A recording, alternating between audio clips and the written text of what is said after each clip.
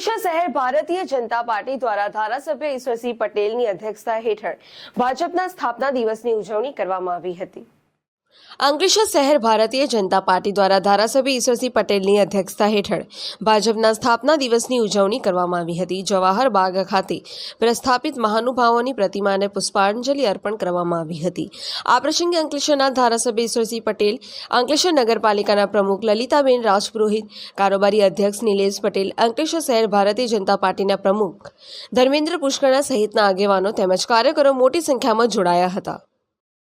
1951 માં શ્યામા પ્રસાદ મુખર્જી અને પંડિત દીનદયાળ દ્વારા જનસંઘની સ્થાપના કરવામાં આવી। એ પછી 1980 ની અંદર 6 એપ્રિલ 1980 ભરિંદા પાર્ટી તરીકે સ્થાપના થઈ। આજે 46મું વર્ષ આ સ્થાપનાનું ચાલી રહ્યું છે। ત્યારે જોઈએ છે કે ભૂતકાળમાં જ્યારે 2 સીટો હતી ત્યારે કોંગ્રેસના લોકો મસ્કરી કરતા હતા કે દીઠ બોરી ઉચકવા માટે 4 વ્યક્તિ છે, તમારી પાસે માત્ર 2 જ વ્યક્તિ છે। એ 2 સંસદમાંથી આજે જોઈએ છે કે સતત 3 ટર્મથી આદરણીય નરેન્દ્રભાઈ મોદી સાહેબના સાનિધ્યની અંદર ભરિંદા પાર્ટીનો ભગવો કેન્દ્રની અંદર લહેરાયો છે। જે પ્રકારે અગાઉના વર્ષોમાં ભારતની ઇમેજ અને આદરણીય મોદી સાહેબ વડાપ્રધાન બન્યા પછીનું આ ઇમેજ આપણે જોઈએ છે કે ભૂતકાળની અંદર પાકિસ્તાન હોય કે આજુબાજુના દેશવાળા ગમે ત્યારે તપલીદાવ કરી જતા હતા। ત્યારે સુરક્ષાની દ્રષ્ટિએ પર વાત કરીએ ત્યારે આજે આપણે પ્રબળ રીતે કામ કરી રહ્યા છીએ। સાથે સાથે અનેકવિધ યોજનાઓ ભારતીય જનતા પાર્ટીનો મુખ્ય છે કે ભાઈ સેવાના માધ્યમથી કામગીરી કરવી।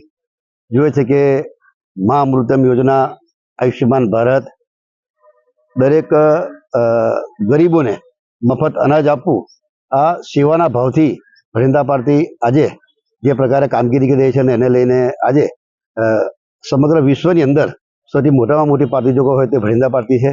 આજે વિશ્વની અંદર પણ ભારત દેશ જે ભૂતકાળમાં કોઈ ગણના નહોતું કરતું, આજે વિશ્વના દેશો પણ અમેરિકા હોય, ઓસ્ટ્રેલિયા હોય, જર્મની હોય, રશિયા હોય, એ લોકો ભારતને પહેલાં યાદ કરે છે અને જ્યાં જ્યાં જરૂર પડે ત્યારે મદદરૂપ થાય છે અને મદદરૂપ થવા માટે એના પર કામગીરી કરી છે। ત્યારે આ ભરિંદા પાર્ટીના 46મા